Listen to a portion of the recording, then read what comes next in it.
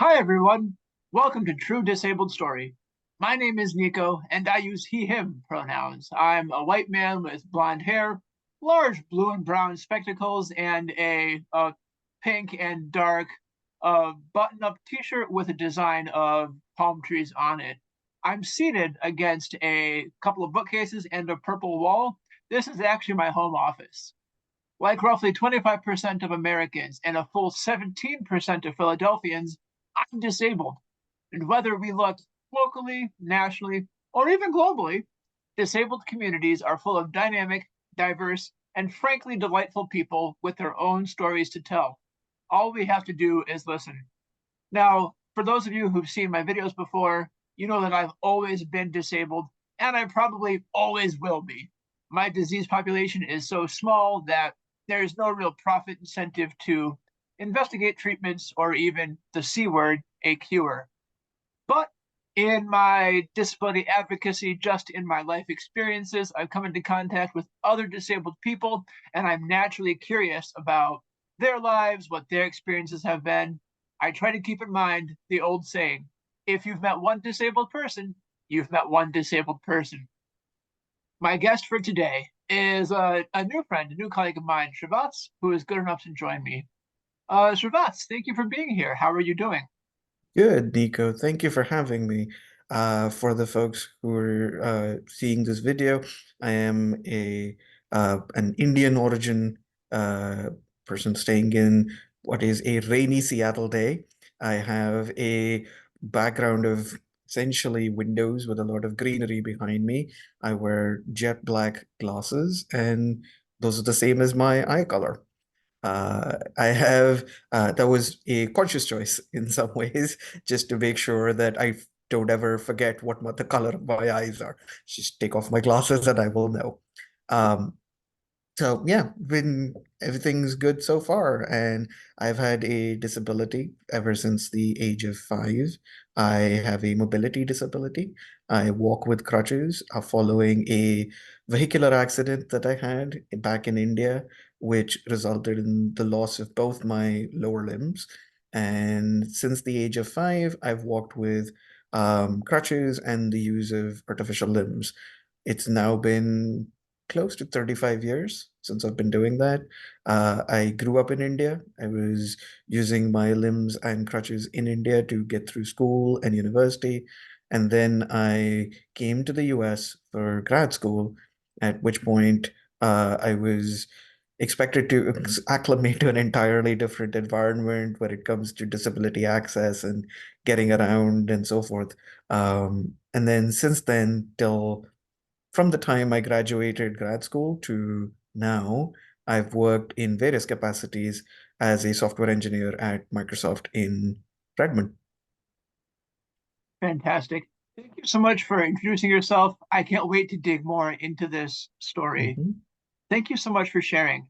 So, uh what was this path like for you? You mentioned being in this traffic accident, having to deal with the loss of your limbs, having to deal with being mobile in a different way from your peers. Mhm. What what was that path like as you sought different treatments throughout your life?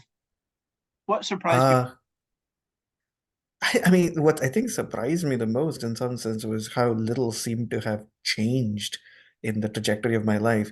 Um, my When I was growing up, the fact that the accident in some sense happened when I was so young meant that we hadn't really figured out what I was meant to do with the rest of my life. I was a 5-year-old, so there was so much that was still unknown that we could just say, all these things that could have happened, well, they won't happen, and this other set of things will happen. So from that perspective, it seemingly made no difference because I was still meant to finish through school, finish university, even coming to grad school in another country uh, was something we decided well before we had even considered how I was gonna come here or navigate. You know, as a bit of a weird aside, I had never, because of my mobility disability, because I have no lower limbs and use prosthetics, I can't really apply the pedals in any kind of automobile. So I never learned how to drive a car while I was in India.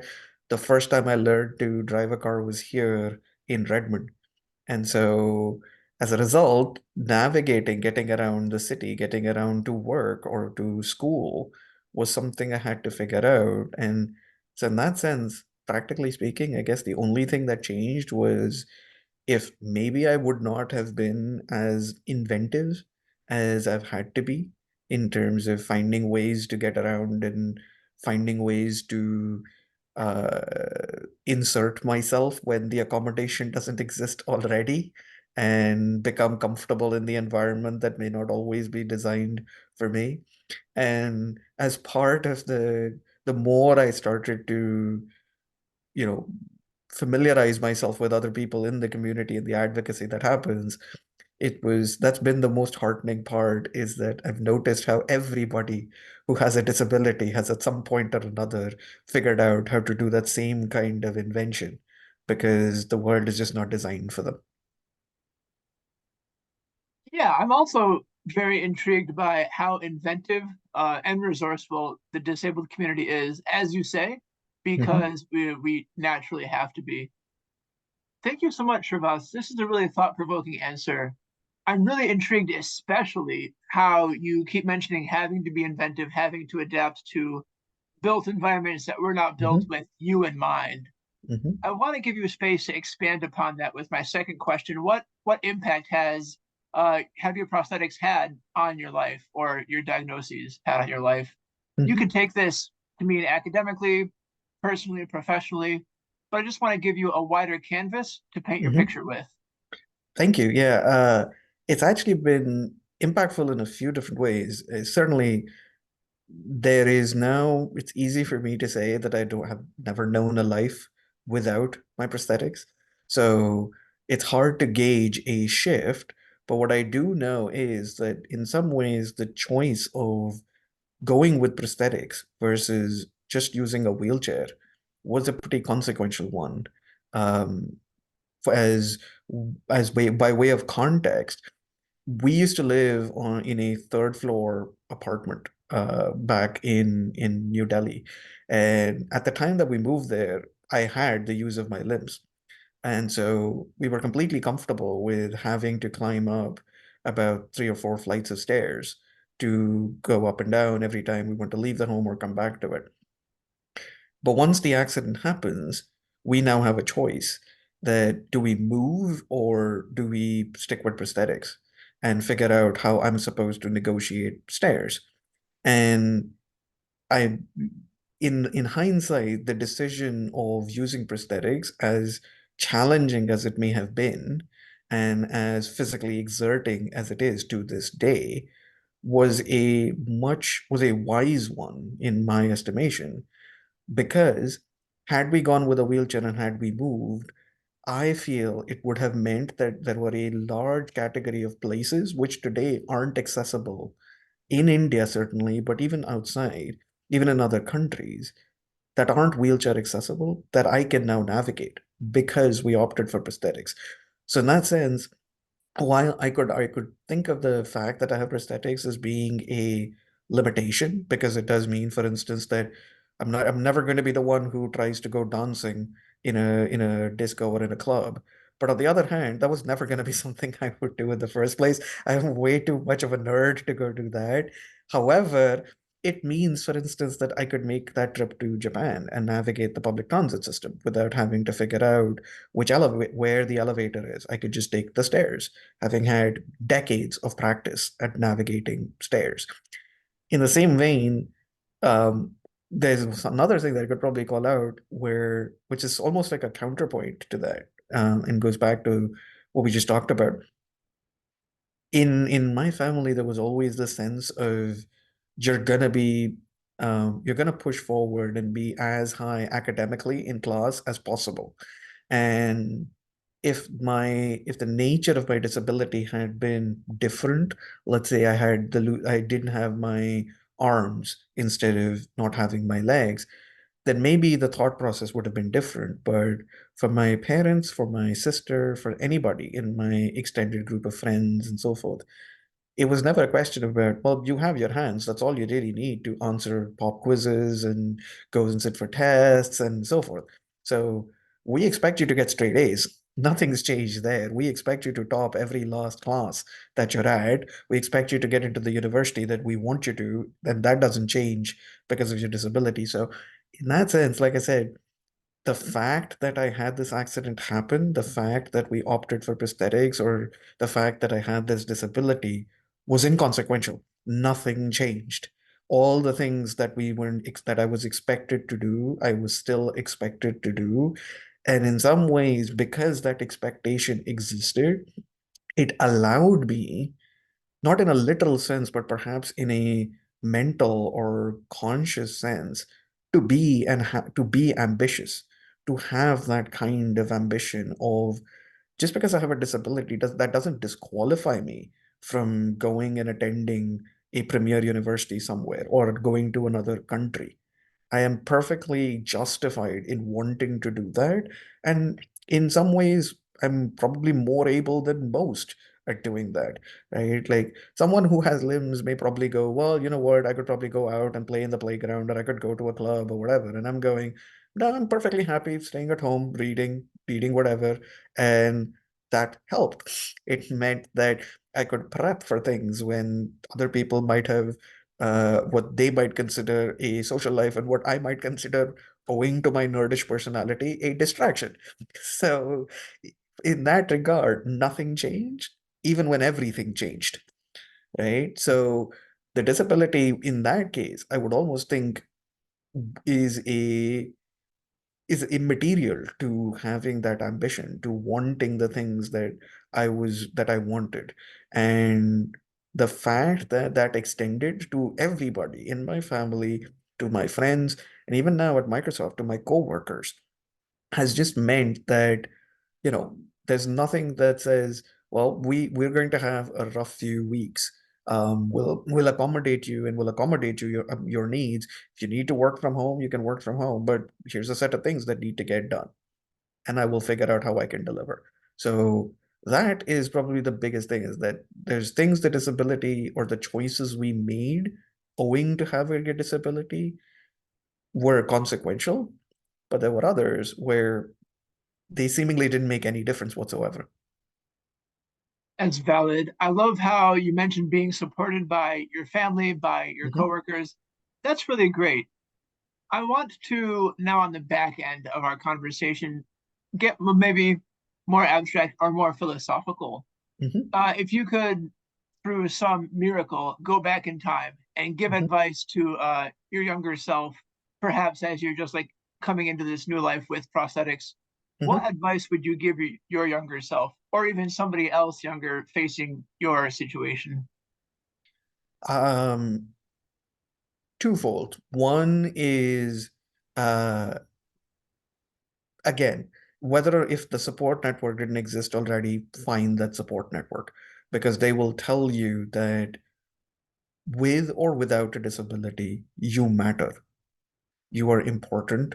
You are allowed to want these things. You're allowed to be ambitious. You're allowed to have friendly, albeit pitched rivalries with people in your classroom, people in your, in your batch in university, and so on and so forth.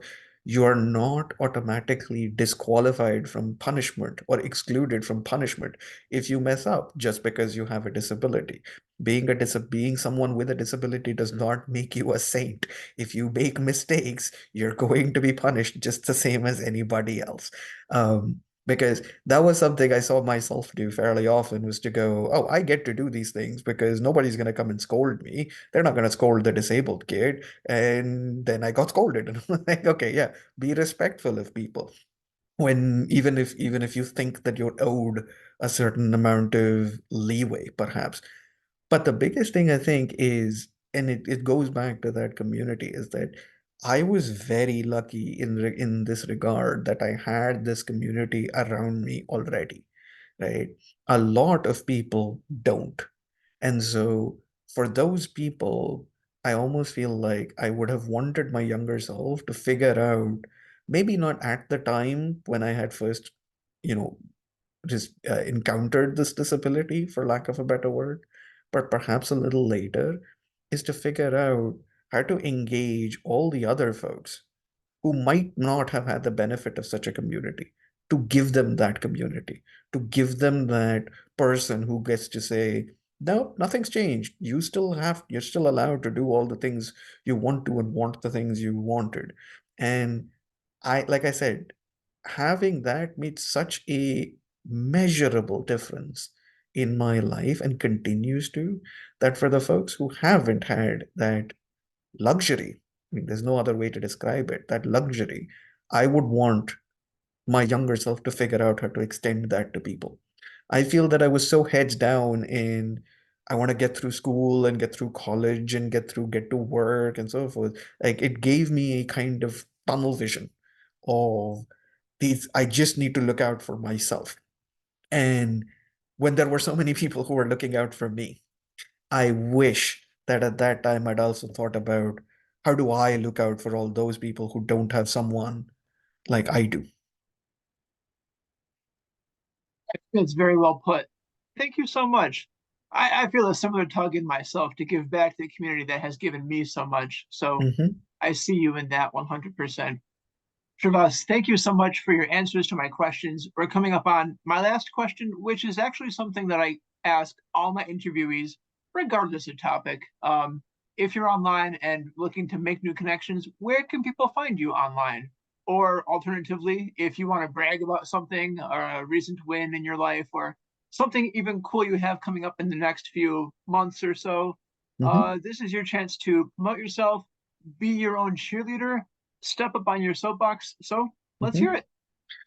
Oh, thank you. I think the one, if anybody who wants to connect with me is welcome to find me on LinkedIn. I'm pretty active there. I don't post as often, but if anybody wants to connect with me, they're more than welcome to. If they message me, I will try my best to respond as quickly as I can. Uh, there are obviously this is still very early days for me in trying to figure out how to contribute back. So my responses always may not be the most helpful ones out there, but I will try my best. And the other thing I think that got me thinking in this regard was, and which is why, Nico, I'd reached out to you as well, was in the past, I kept trying to think about um, what what what did I have that made me get to this point in my life where I feel that I can consider myself to be, as ironic as it may sound for someone with a disability, with artificial limbs, I think I can finally consider myself as being on a stable footing. I think I found a stable place to stand on at this point in my life. And I kept reminiscing about what led me to this point, and it was all the things I just mentioned, but primarily having a community around me and having that community emphasize to me that that the majority of the things that I am likely to encounter as a side effect of my disability is, one, not because of me. It's because the environment around me was never designed for me. And two, even when the environment isn't designed for me, I am fundamentally an engineer. And engineers solve problems. These are all solvable problems. It is within my reach to figure out how they can be solved. And so, in some ways, when I look back at how I managed to come to terms with my disability and become comfortable in it almost, is down to that community and down to having that engineer's mindset. And so at late last year, I had published a book that is available on Amazon and several other in bookshop.org and several other booksellers. Um, it's called Hitting My Stride, an engineer's notes on disability. And it is precisely this idea of the benefit that everybody who has a disability has is that inventive mindset. They know how to solve problems. They just need to let that shine. They need to let that not be dominated by all the sheer number of problems that they will end up having to solve, that number should not overwhelm them from realizing that it is in their capacity to solve them.